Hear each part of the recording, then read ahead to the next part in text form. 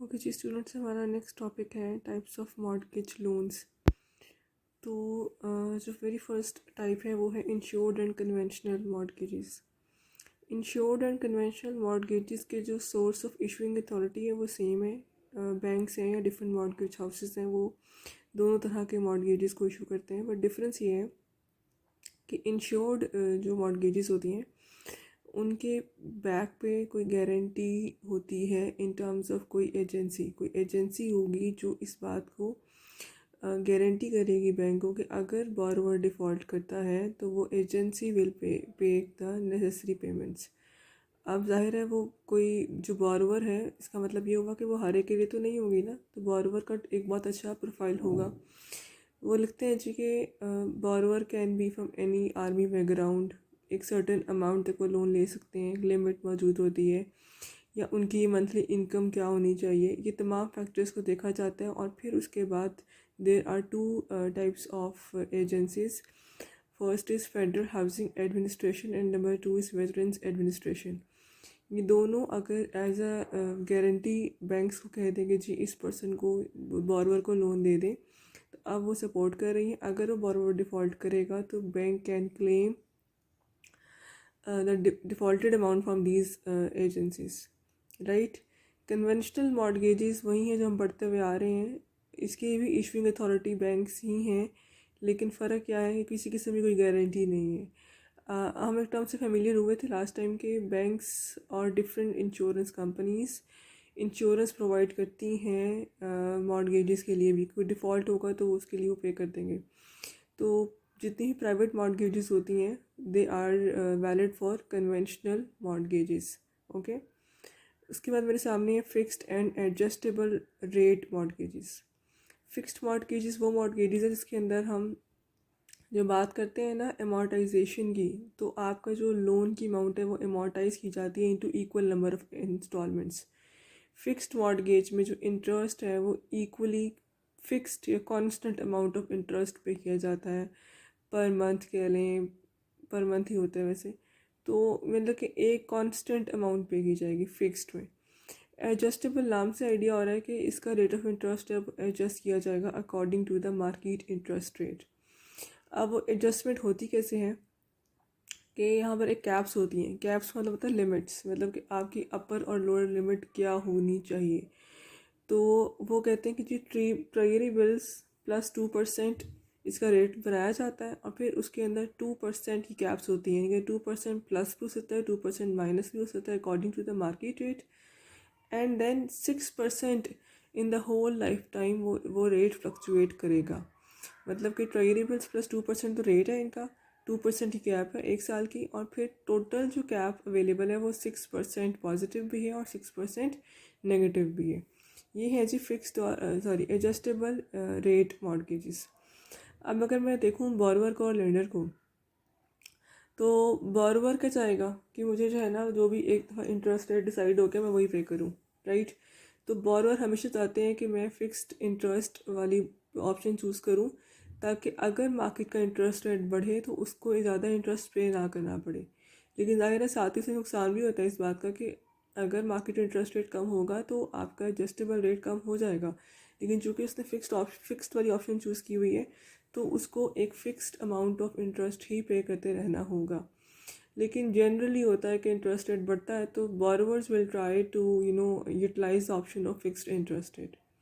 अब अगर मैं आऊँ टूवर्ड्स लेंडर, तो लेंडर क्या चाहता है कि मुझे इंटरेस्ट मिले एक ज़्यादा अमाउंट, तो उसको ज़्यादा सूट कर रहा होता है एडजस्टेबल रेट मॉर्टगेजेस। अब दोनों पार्टीज़ जो है ना वो एक तरह से कॉन्फ्लिक्ट का शिकार होती हैं कि आपने कोई मॉर्टगेज इशू करना है, कोई लोन देना है, तो फिर आप चाहते हो कि जी आपकी भी सुनी जाए और आप अपनी भी बनवा लें। तो इसके लिए हल ये होता है कि बाज़ औक़ात लेंडर्स ये करते हैं कि आपको ऑफ़र ये करते हैं कि एडजस्टेबल रेट पे जो इंटरेस्ट रेट है ना वो बहुत कम कर देते हैं, बोरोवर ने तो पे करना है इंटरेस्ट, और जो फिक्स्ड रेट का इंटरेस्ट है वो बढ़ा देते हैं। अब बोरोवर सोचेगा कि जिसका इंटरेस्ट रेट कम है, मतलब मेरी कॉस्ट ऑफ बोरोइंग कम हो रही है, तो वो चूज़ कर लूँ।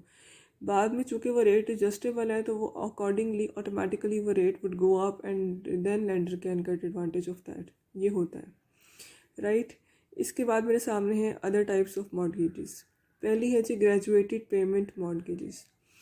ग्रेजुएटेड पेमेंट मॉर्गेजेस उन लोगों के लिए ज़्यादा सूटेबल हैं जिनको लगता है कि जिन्होंने कोई बहुत लॉन्ग टर्म प्रोजेक्ट्स, मतलब पर्सनल कह लें, घर बनाना है, कोई गाड़ी लेनी है जो बहुत एक्सपेंसिव हो रही है, आप अफोर्ड नहीं कर पा रहे, और एट द सेम टाइम आपको लग रहा है कि you are not having enough funds right now, और आपको लगता है कि जी आपकी इनकम कुछ टाइम के बाद बढ़ जाएगी। आप एक लोन ले लो।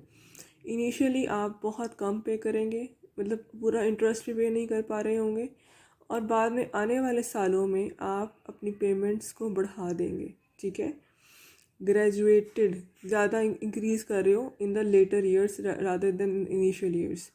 एडवांटेज ये है बार को कि सारी बात है कि उसके पास पैसे भी नहीं थे और उसको पता है कि उसकी इनकम बढ़ने वाली है, तो जब उसकी इनकम बढ़ जाएगी तो वो अकॉर्डिंगली मैनेज कर सकता है पेमेंट्स।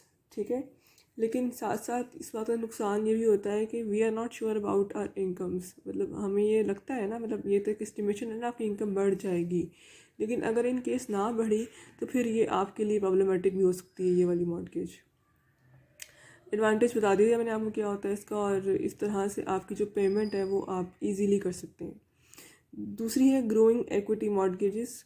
ये भी सिमिलर है ग्रेजुएटेड पेमेंट मॉर्गेजेस से। इसमें यही होता है कि आप की जो पेमेंट्स हैं वो हम लोग मतलब इनिशियली कम होती हैं और बाद में आप उसको बढ़ा देते हैं। और सेम स्टोरी है कि जब आपकी इनकम बढ़ने वाली होगी, आपको लगता है कि आने वाले सालों में आपकी इनकम बढ़ने वाली है, तो फिर आप इस ऑप्शन को यूज़ कर सकते हैं for housing, for car financing, for anything जिसमें आपको आपका कोई भी अप्रोच है।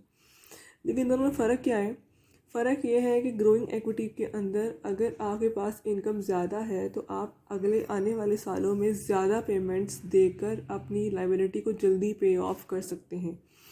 यानी अगर आपका एक मॉर्गेज लोन, आपको पता है ना लॉन्ग टर्म होते हैं, आपने अगर 20 ईयर्स का मॉर्गेज करवाया था तो अगर वो ग्रेजुएटेड है ना तो वो 20 ईयर्स पूरे ही इस्तेमाल होंगे फॉर द पेमेंट। लेकिन अगर वो ग्रोइंग है तो ग्रोइंग में 20 ईयर से पहले अगर बॉरोवर को लगता है कि उसके पास पैसे इनफ हैं तो वो जब चाहे पूरी की पूरी पेमेंट अपनी करके वो अपनी इस लाइबिलिटी को पे ऑफ कर सकता है। ठीक है, उसके बाद मेरे सामने है जी सेकंड मॉर्गेज।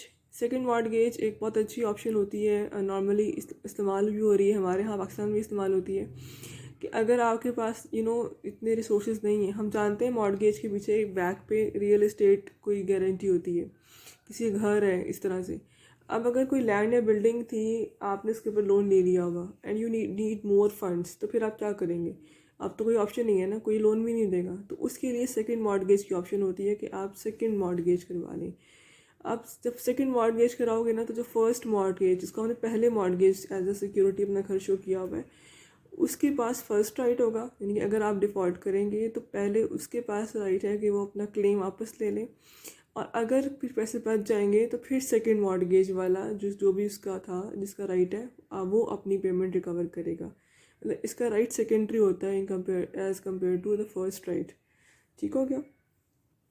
उसके बाद ये है कि ज़ाहिर है इस मॉर्गेज ने आसानी ये क्रिएट कर दी हुई है कि हम लोग मतलब इजीली फाइनेंसिंग के लिए डिफरेंट एक ही सिक्योरिटी से डिफरेंट काइंड ऑफ लोन्स ले सकते हैं। और प्रोफेशनली ऑर्गेनाइजेशनल लेवल पर भी ये सेकंड मॉर्गेजेस फर्स्ट मॉर्गेजेस चल रही होती हैं, क्योंकि एक बिजनेस के पास एक लिमिटेड नंबर ऑफ रिसोर्सेज या एसेट्स होते हैं, तो उन्हीं की बेस बिहाफ पे एक से ज़्यादा नंबर ऑफ़ लोन्स लेता भी है और पेमेंट्स भी होती हैं। ठीक है, उसके बाद है जी रिवर्स एन्युटी मॉर्गेजेस। ये उनके लिए सूटेबल है जो लोग रिटायर हो गए हैं। अब रिटायरीज़ की लाइफ में क्या होता है कि उन्होंने रिटायर हो गए हैं, कोई फंड्स का सोर्स नहीं है, आपके पास एक घर है, दैट्स इट। जो आपके डेली के लिविंग एक्सपेंडिचर्स पूरे करने हैं उसके लिए पैसे नहीं हैं, तो आप ये वाली मॉर्गेज ले लें। इस मॉर्गेज के मुताबिक बैंक या जो भी मॉर्गेज हाउस है वो आपको एक certain amount of money transfer करेगा पर मंथ, जो कि आपके मंथली एक्सपेंडिचर्स को पूरा कर सके, और आप बदले में कुछ भी पे नहीं कर रहे। रिटायरी की एज ऑब्वियसली 60+ होती है ना, तो इसका रूल ये है कि जब रिटायरी की डेथ हो जाएगी, जब भी होगी, तो वो उसको उसका घर बेचकर अपना पैसा रिकवर कर लेंगे जितना भी उन्होंने दिया है। ठीक है, तो